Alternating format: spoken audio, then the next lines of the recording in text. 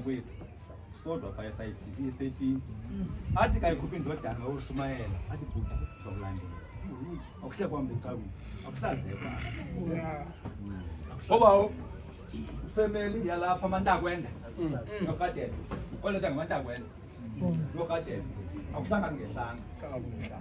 thembekile uthi ongasinikeza kwisilingo esingaphezulu kwamandla wethu didibene nothishalakazi wami kunyaphelele akulanyaka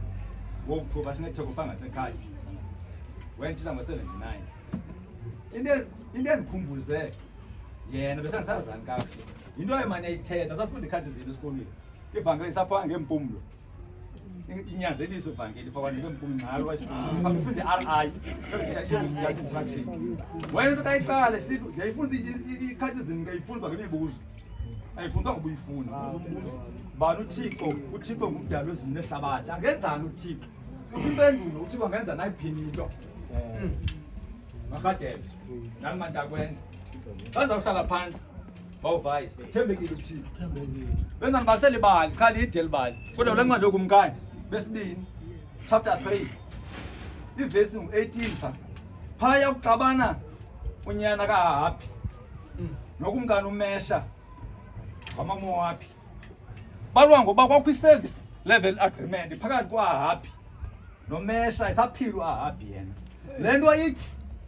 wena mesha qho xa uqhebayo igusha uzandithumela ubuya begusha eziyi-100 yayi-service level agreement wenawo leyo ngoba bobabini babekhonza into enye bemkhonza uyehova bebekhonza u-Ashera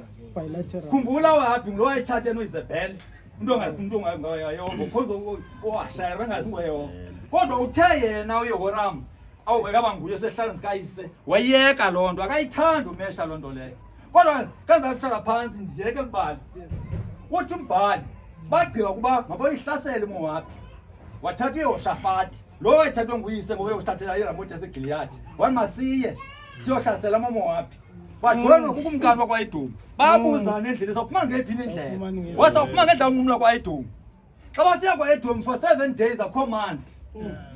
wabuza uYehoshafati njengoba wayebuzile nakwaHapi uba akho mboni nakule lali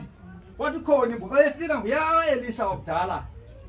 xa efika ku-Elisha uthi Elisha yintoni nam nani baphiwa ubufefe kayihlononyoko wathi awuthandaza kuwe mcemba wathi sendisenziwa nje nguYehoshafati bantu kumamela kanti mbethele noHathi bawubetha uHathi imboni yabachazela indlela wathi akuzuba kunamvula kodwa zonke ezihlambo zavala amanzi akuzunamvula no-12 akuzunamvula kodwa zonke ezihlambo uzawugcwala amanzi apha ngoba uthembekile uthixo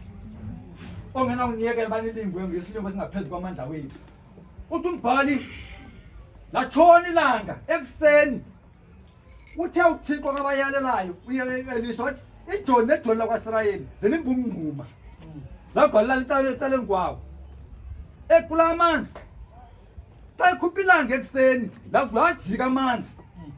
ilanga abomvu njengegazi amaMowabi avele vuye aqonda abakumkani bathathu nowabulelene apha bazawuthenga ngoluthisha nje xa wefika abagwazi basebena wabulala ngoba uthembekile uYehova ongenomyekela uba nilingu ngesilingo ngaphezu kwamandla wethu ngokwangoku uthi uYesu Kristu okwangoku into nizibonayo anikazazi kodwa ukuhambeni kwethuba nawe emveni uba yena ehlambe iinyawo zabafundi bakhe athi okwangoku into endiyenza kuna nikayiqondi kodwa kamva nabuye niyiqonde ngokuthembekile uthixo ongamyekela uba